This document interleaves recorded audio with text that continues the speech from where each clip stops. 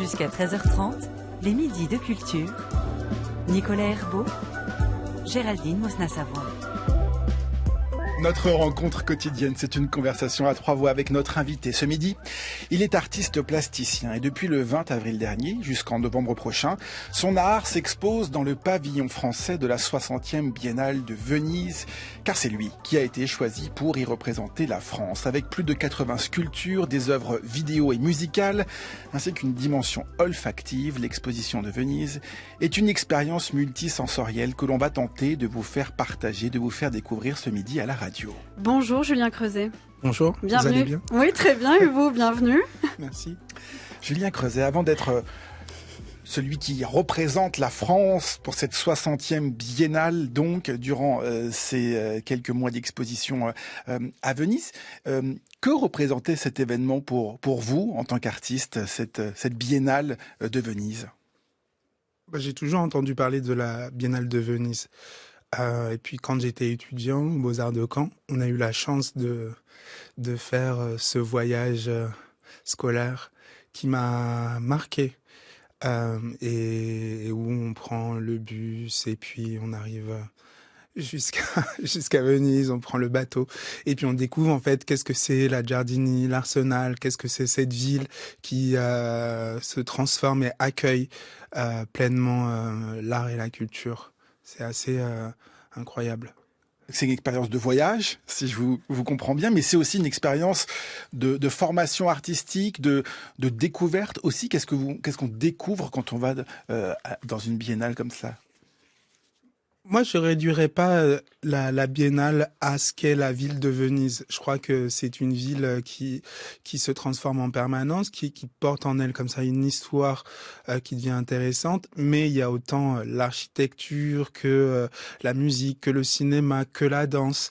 Et cette ville comme ça, elle est presque une sorte de très grand carrefour en plus de sa complexité. Qu'est-ce que ça vous a fait, Julien Creuset, quand vous avez appris que vous étiez choisi? Que justement, des étudiants qui viennent de Caen en bus et en bateau, allez vous découvrir, vous, comme artiste? Je me suis assis. Ça, c'était votre réaction. De choc? Non, pas de choc, puisque je crois que c'est quand même une mission importante ou avec un engagement que on parle de la Biennale de Venise comme un des événements majeurs de la création contemporaine à l'échelle mondiale, que faire un pavillon français, il y a eu plein de belles personnes avant moi qui l'ont fait et qui sont des artistes qui m'ont nourri, qui m'ont fait rêver, et puis on vous le propose, donc ça change tout. Allô Paris, ici Venise. Une fois de plus, la Biennale de Venise va ouvrir ses portes. Cette immense exposition de l'art contemporain du monde entier, non pas du monde entier, mais tout de même de 26 pays qui, cette année, y participent, va permettre aux critiques et au public à Venise de passer en revue l'effort des peintres, des sculpteurs, des artistes qui préparent et réalisent l'art d'aujourd'hui. J'ai devant ce micro le commissaire général du pavillon français, M. Raymond Cogna. Est-ce que la Biennale, d'après vos impressions, suscite beaucoup d'intérêt chez les peintres français? De plus en plus. J'ai eu avec eux tous beaucoup de curiosité et d'intérêt, et la plupart même ont manifesté leur désir de venir eux-mêmes à Venise pour voir cette exposition. C'est la première fois qu'il en viendra autant, je crois. Déjà, Germaine Richier vient d'arriver, Raoul Dufy doit arriver la semaine prochaine, Minot m'a-t-il dit est parti sur la route en voiture. Je vois que les bonnes traditions se maintiennent et les Français viennent à Venise. Voilà, il s'était pas venu en bus, mais en voiture, Julien Creuset, dans cette archive de 1952. On entendait effectivement cet entretien avec le commissaire général de l'époque, c'était Raymond Cogna. Ce qui m'a marqué dans cette archive, c'est le nombre de pays qui participaient. 26 pays en 1952, il y en a plus de 88 aujourd'hui en 2024, ce qui montre aussi que cette biennale a véritablement une résonance internationale et s'est ouverte au monde, à tous les mondes aussi. L'exemple que je voudrais citer, c'est le commissaire général de l'exposition cette année. C'est le Brésilien Adriano Pedrosa, qui est le directeur d'un grand musée de Sao Paulo. Ça veut dire qu'on a changé aussi de regard, de centre sur ce qu'est l'art aujourd'hui au niveau mondial, au niveau international? Je crois que ça fait longtemps. Et je crois que c'est une bonne chose que d'édition en édition, il y ait de plus en plus de pays. Bien que cette aventure vénitienne est une aventure coûteuse, que certains pays doivent louer comme ça des appartements, des palais pour pouvoir y faire des expositions, trouver aussi une économie qui corresponde à ces questions d'exposition. La France, elle dispose en tout cas d'un pavillon qui lui est offert à la création de la Biennale de Venise il y a 130 ans. Donc c'est aussi une histoire comme ça de géographie, de continent, enfin, et qui entremêle en tout cas des géopolitiques complexes. Et je crois que c'est important.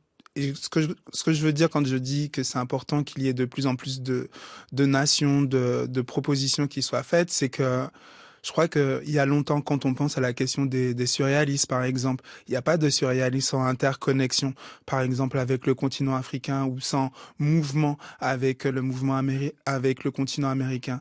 Donc tout est toujours imbriqué et aujourd'hui on a l'opportunité d'avoir aussi presque des notes, des sensations aussi, des échos du monde avec des particularités qui existent et ça c'est formidable.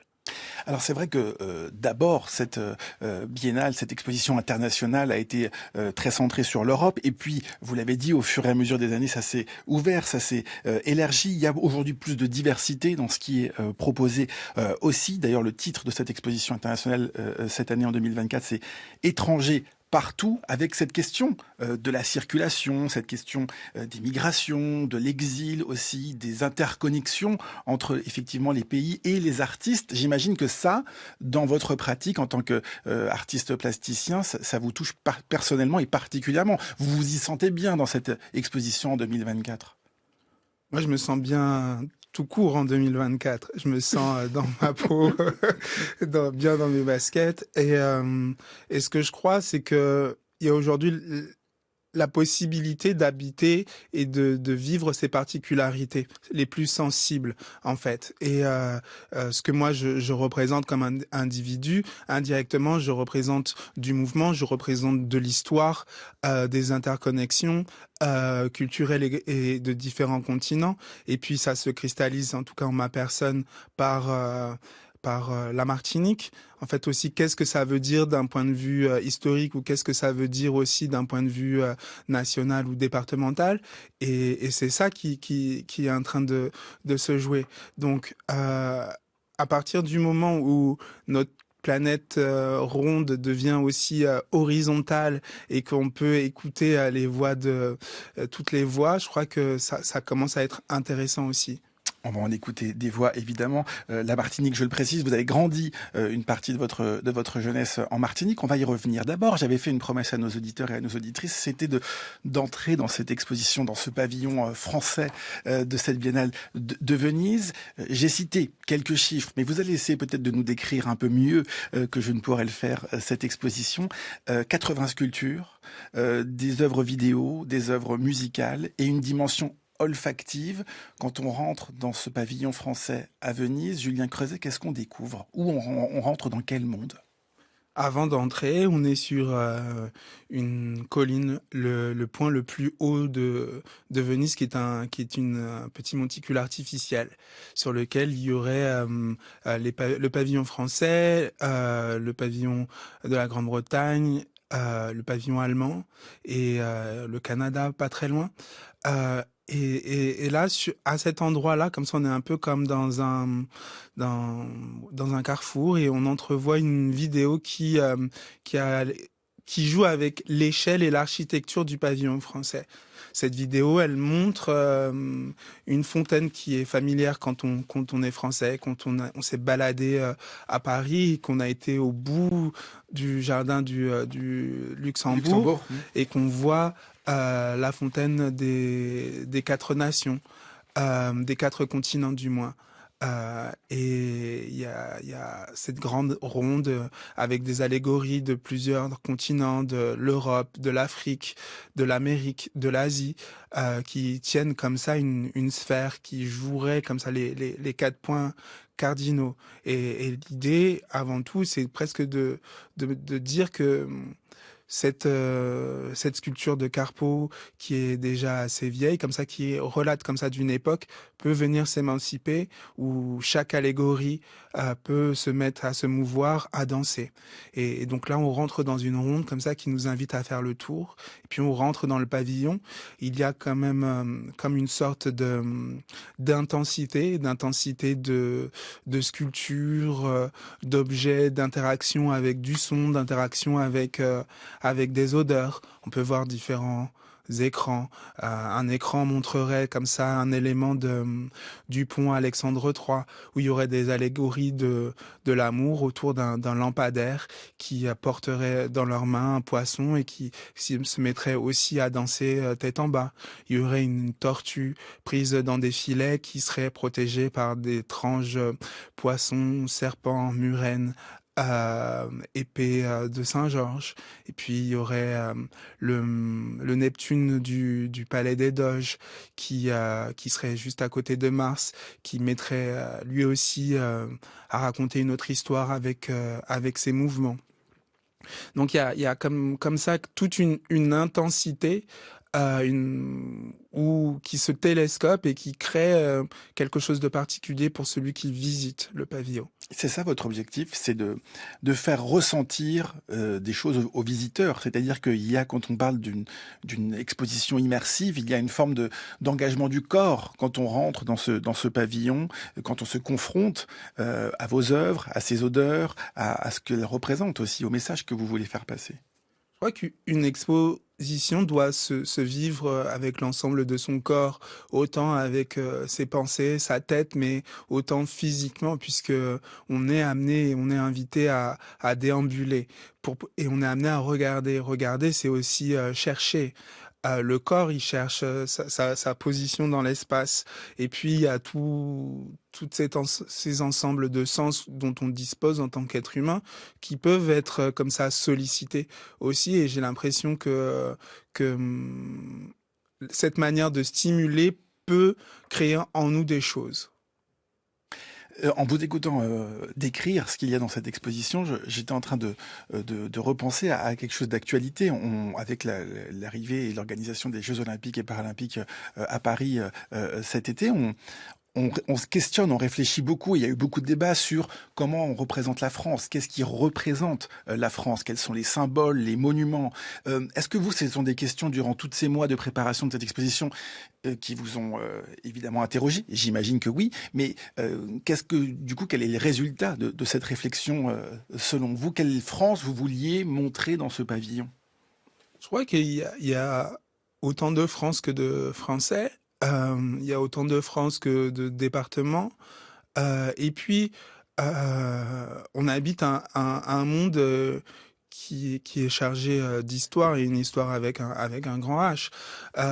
Donc, quand on se balade pas loin d'ici, il y a tout un tas de monuments dont parfois on a oublié le sens profond, on a oublié l'intention des artistes.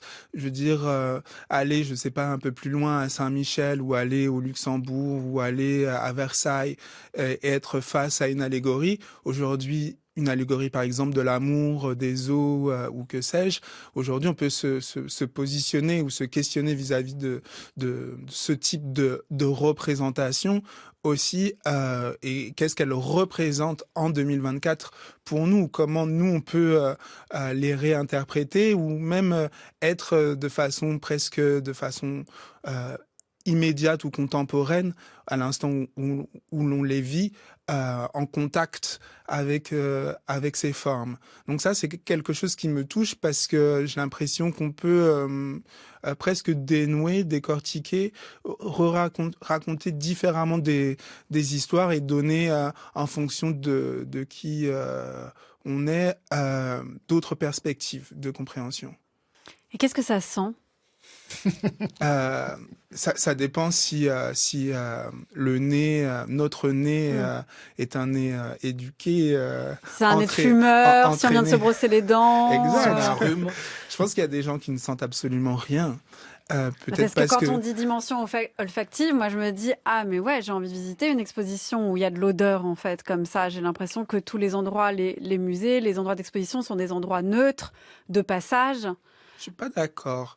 Aller dans la réserve d'une bibliothèque, c'est aussi sentir les vieux papiers. Je crois que rien que cette odeur nous indique déjà où nous sommes et qu'il y a comme ça un espèce de passé. Ouais, mais vous dites réserve, donc déjà c'est un endroit qui est fermé, donc pas bien aéré, et vous dites bibliothèque, vous dites pas musée aéré, voilà, nettoyé en permanence, où vraiment toute trace en fait de passage doit être très vite effacée.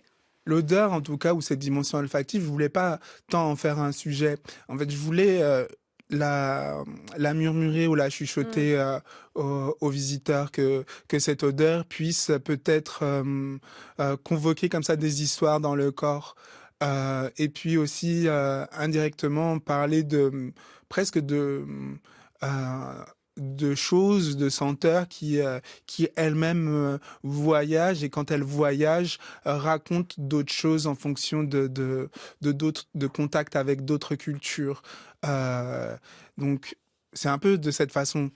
Mais je peux pas vous dévoiler pleinement. Ce que vous avez utilisé comme senteur. Ouais, parce que je crois que c'est pas ce qui est le plus important. Ce qui est important pour moi, c'est comment, à l'intérieur de nous, ces odeurs peuvent nous donner à regarder une vidéo autrement, ou à entendre autrement, ou à nous déplacer autrement. Ça, c'est expérimental, Julien Creuset, où vous savez précisément qu'en mettant cette odeur, vous allez modifier le regard de Géraldine ou de moi-même sur une de vos vidéos, une de vos œuvres. On sait que la musique, peut-être, elle est beaucoup plus concrète. Nous sommes à la radio. Donc, ça veut dire qu'on n'est pas obligé de nous voir pour vivre ce qu'on est en train de se dire.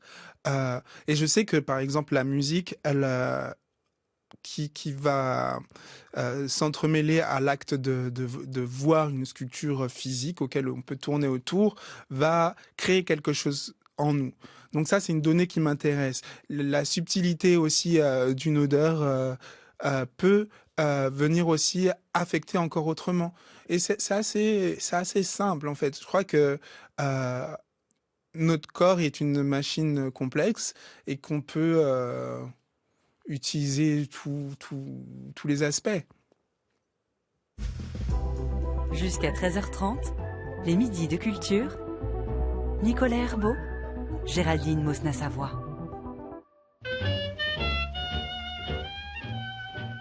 Quand j'ai commencé à écrire, il n'y avait absolument pas de peintre ou de sculpteur qui retiennent l'attention en Martinique, mon pays. Et je me disais que dans l'univers des plantations où le silence était la règle, où il était interdit aux esclaves d'apprendre à lire et à écrire, nous avons développé un art de la parole qui est assez remarquable, un art de la rhétorique qui est assez remarquable, parce que c'était la seule manière que cette population avait de retenir quelque chose de son passé. C'est les contes, les traditions des contes, des soirées de veillée, où quand on était loin de l'oreille du maître, on se racontait des choses. La peinture, la sculpture, non, parce que d'abord, il n'y avait aucun moyen de les pratiquer, et ensuite parce que peut-être le matériau n'existait pas. La voix de l'écrivain martiniquais Édouard Glissant, c'était dans l'émission Le Bon Plaisir sur France Culture en 1994. Julien Creuset et Édouard Glissant, évidemment c'est une inspiration pour vous. D'abord parce que dans l'histoire de cette participation à la Biennale, c'est le lieu de sa maison, la maison Édouard Glissant, que vous avez choisi pour présenter votre projet et votre exposition. C'était il y a quelques mois. Qu'elle représente cette demeure et cet écrivain pour vous? C'était symbolique. Je voulais déjà que cette conférence de presse ait lieu en Martinique et pas à Paris. puisqu'on parle de représentation nationale, j'avais envie de faire un peu ce mouvement et d'être dans une autre France. J'avais envie d'être physiquement en Martinique et j'avais envie de réfléchir à quels sont les lieux politiques, les lieux poétiques et les lieux sensibles. Est-ce qu'il fallait être, je ne sais, quelle est l'institution, en tout cas, qui pourrait porter, en tout cas, ce lancement. Et je trouvais que la maison d'Édouard Glissant portait en elle comme ça presque une aura poétique, littéraire et un imaginaire très fort qui pourrait peut-être venir teinter et servir en fait le projet. Et pour moi, c'était vraiment de l'ordre du symbole de se retrouver dans cette maison que j'avais vue par procuration à travers des émissions à la télé ou des archives qu'on peut entrevoir sur YouTube. Et plusieurs fois, en tout cas dans mon parcours, j'ai regardé à nouveau ces mêmes archives où il y a Édouard Glissant, Patrick Chamoiseau qui sont comme ça sur la terrasse de cette maison et qui échangent et qui prennent un petit punch. Et plusieurs fois, j'ai pris le petit punch avec eux depuis mon bureau et depuis mon écran de mon ordinateur. Et j'avais envie, en tout cas, de me retrouver à cet endroit-là et de vivre d'une autre façon ce moment. L'idée, c'est de décentrer évidemment le regard aussi de ce qu'est, et je disais tout à l'heure, comment on représente la France, quels sont les symboles de la France, mais c'est aussi de faire des ponts. Vous avez parlé tout à l'heure de carrefour, de planète ronde horizontale, où aujourd'hui on peut faire des liens effectivement entre les différents points du monde, en quelque sorte. Comment on construit un pont entre la Martinique, Venise, ce pavillon dont vous nous avez parlé. Comment est-ce qu'on arrive à justement à relier tous ces points du monde? Une des questions importantes pour moi, c'est cette idée de la représentation nationale. Et en fait, je me dis qu'il y a très souvent dans mes échanges, il y a parfois une méconnaissance en fait de la Martinique. Et puis, je crois que c'est un lieu qui est véritablement à vivre. On doit pouvoir y poser les pieds, on doit pouvoir le sentir aussi, vivre ces rencontres avec ses habitants, comprendre un peu la morphologie de l'île. Mais pour ça, il faut y être. Et sachant que très souvent, quand on parle de la Martinique, on en parle comme un lointain ou comme un ailleurs. Comme s'il y aurait comme ça une sorte de césure qui serait l'espace de la mer. Et l'opportunité était trop belle pour ne pas y aller et pas se dire que l'ensemble, par exemple, de ces institutionnels, de ces professionnels de l'art, de ces journalistes puissent en tout cas être physiquement et être en contact avec la Martinique. Et je crois que ça dans ma tête, l'idée était de créer une mémoire, en tout cas une mémoire du territoire, une mémoire de l'autre. Et que ça pourrait peut-être permettre de pousser davantage ce qui pourrait être dit de la Martinique, dit du pavillon français. Je vais vous donner un exemple. En 1931, il y a les expositions universelles coloniales, et puis il y a un ouvrage qui s'appelle Toutes nos colonies, qui est une sorte de... qui va chaque numéro va parler d'une colonie française. Et un numéro spécifique se concentre sur la Martinique et l'auteur, dès ses premières pages, dit je n'y suis jamais allé. Par contre, j'ai lu toute la littérature de voyage et du coup, je suis apte, je suis connaisseur, je suis apte à parler de la faune, de la flore et des habitants. Et je trouvais ça assez problématique. Et une part de moi s'est posé aussi la question, est-ce que, sous couvert de certaines autres questions d'actualité cruciales pour l'humanité, je parle de la question du climat, je parle de... Est-ce qu'en fait, finalement, ces territoires français méritaient pas davantage, en fait, d'être arpentés, d'être rencontrés?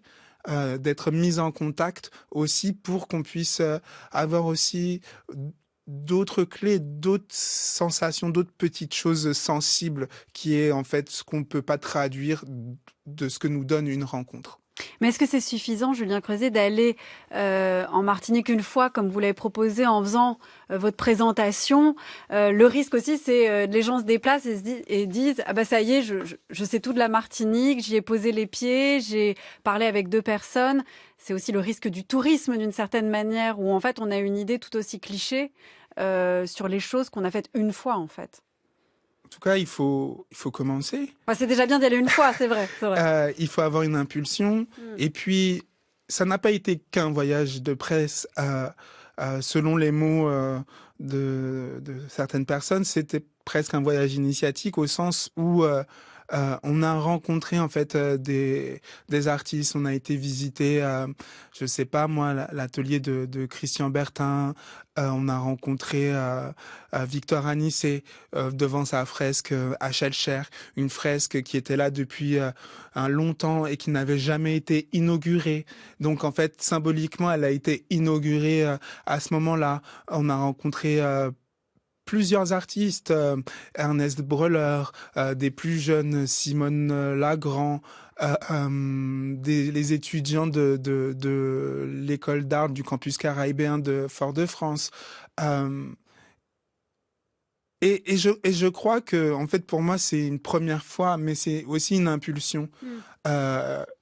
Qui peut-être donnera envie aussi de faire davantage de recherches, de s'intéresser davantage aux autres aussi. La Martinique, Julien Creuset, elle est très présente dans votre art, dans vos œuvres.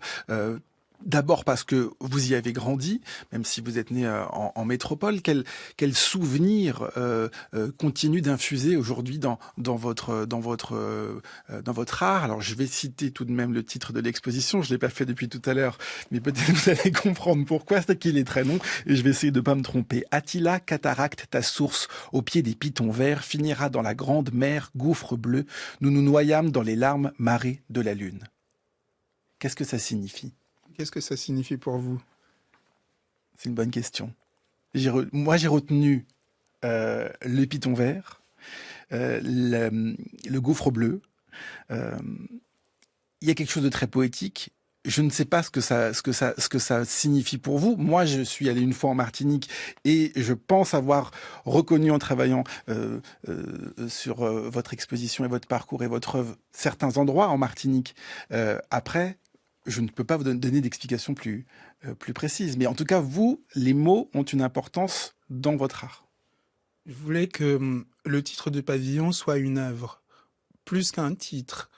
Que si on n'a pas l'opportunité d'aller à Venise, que rien que l'idée du titre puisse nous accompagner comme une expérience longtemps.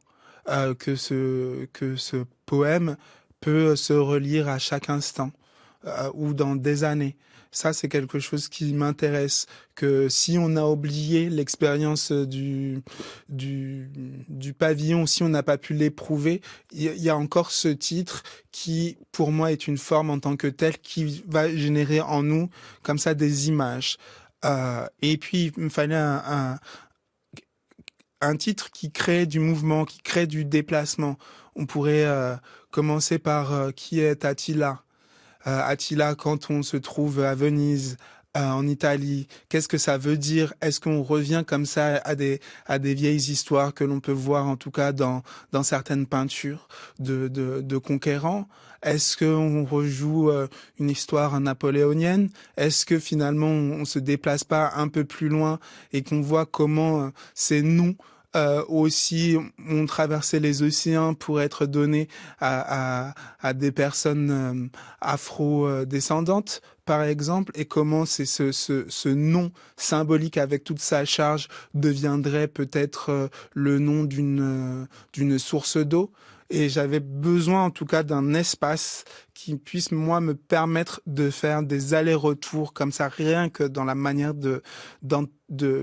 d'intérioriser ce titre poème là. Voilà. L'oralité, les mots, je le disais, c'est quelque chose qui compte aussi dans votre œuvre. Moi, j'ai parlé de sculpture, on a parlé de vidéo, mais il y a aussi des mots. Et dans le cadre de cette exposition, il y a aussi plein de pièces sonores qui vont être diffusées tout au long des mois.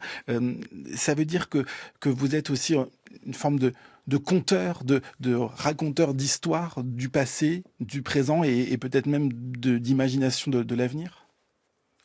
J'ai envie de questionner le regard. Si on va plus loin, par exemple, dans ce titre, le mot suivant, c'est cataracte. Et, moi, j'avais plutôt retenu celui-ci, d'ailleurs. Plutôt que python vert. Hein.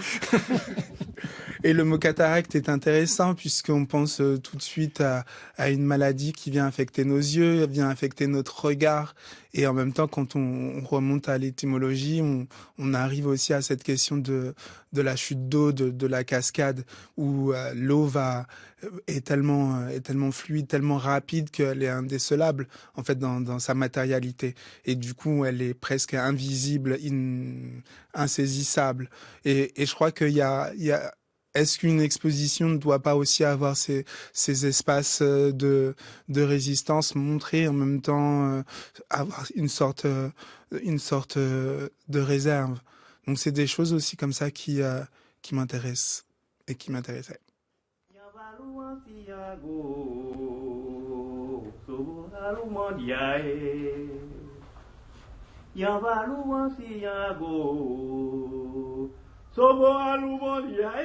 Atibon lek bakele katauloa ki make wawelo. Yabalua siago usobo alumazae. Yabalua siago usobo alumazae. Atibon lek bakele kataulo ki make wawelo.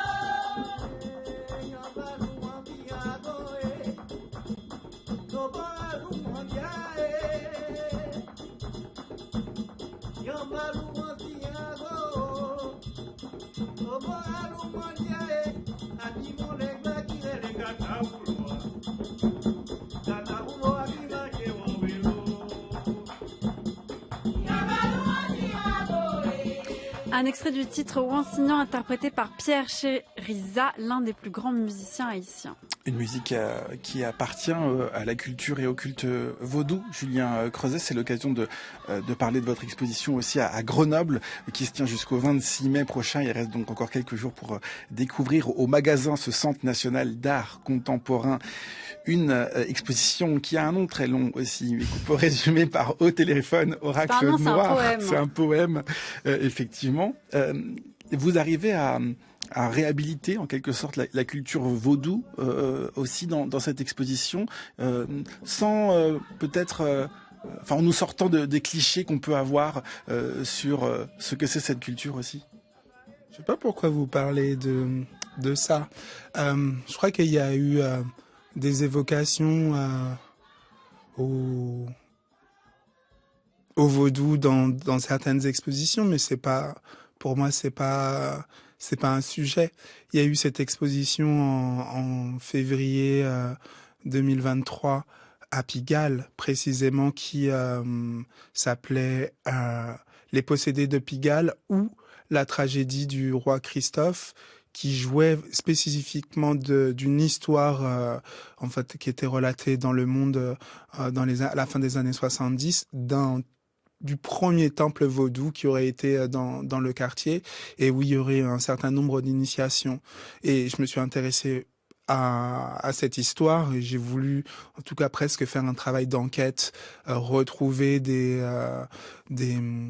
field recordings, retrouver des articles, retrouver des livres qui pourraient relater en tout cas de cette histoire, et tenter d'en faire en tout cas une expérience, une exposition. Et pour ça, je me suis aussi aidé de la tragédie du roi Christophe, voir comment Aimé Césaire, en tout cas par le théâtre, s'était intéressé en tout cas au mouvement de libération, en fait, au mouvement d'indépendance d'Haïti en 1804, et comment il s'était servi, en tout cas, de la culture vaudou à l'intérieur même de sa littérature. Donc, c'était en tout cas des mouvements en tant que tels. À Grenoble, au téléphone Oracle Noir, toutes ces personnes, écran miroir, fil, les images tactiles, oh, vas-y voir, les nuages du soir. C'est presque comme une histoire qui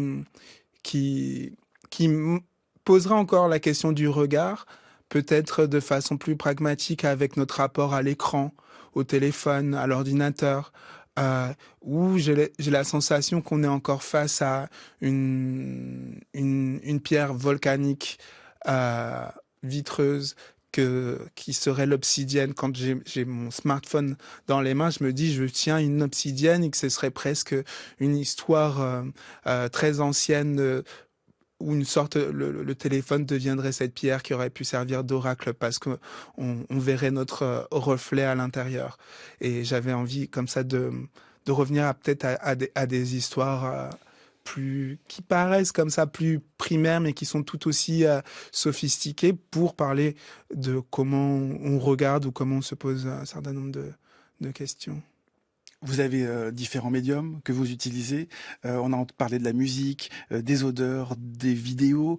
Aussi, il y a la danse qui apparaît, la technologie.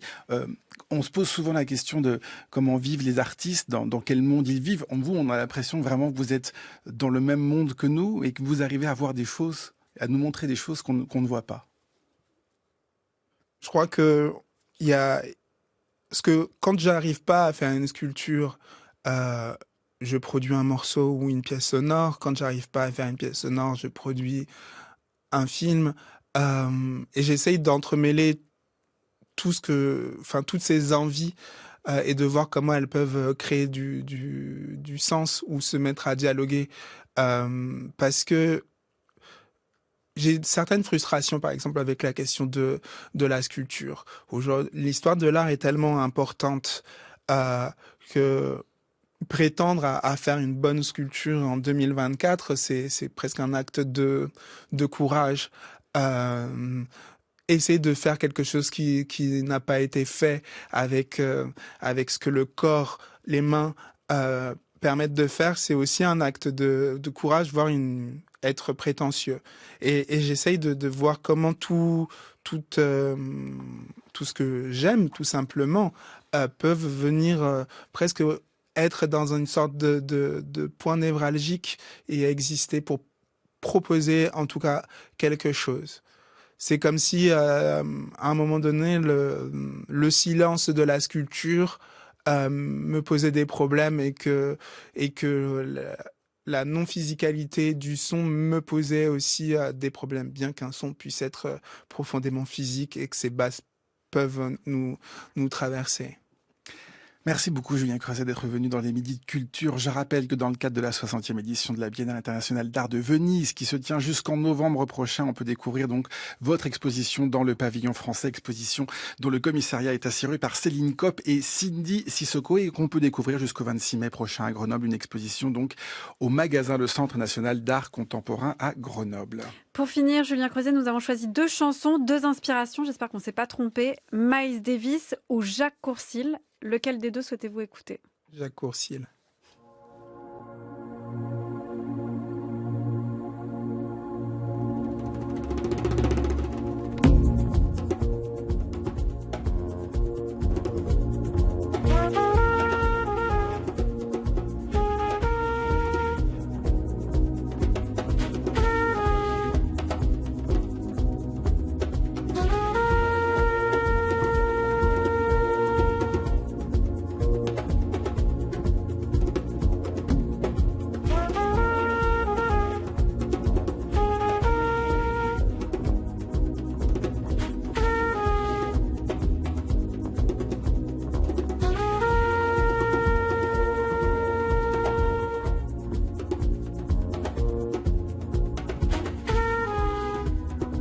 Jacques Courcil. C'était donc le choix de notre invité Julien Creuset. Merci beaucoup d'être venu sur France Culture. Dans les Midis de Culture, émission préparée par Aïssa Toundoy, Anaïs Isbert, Cyril Marchand, Zora Vignier, Laura Dutèche-Pérez et Manon Delacelle. C'est Nicolas Berger qui réalise l'émission et Alex Dang qui est à la prise de son. Merci à tous et à toutes. À demain, Géraldine. À demain, Nicolas.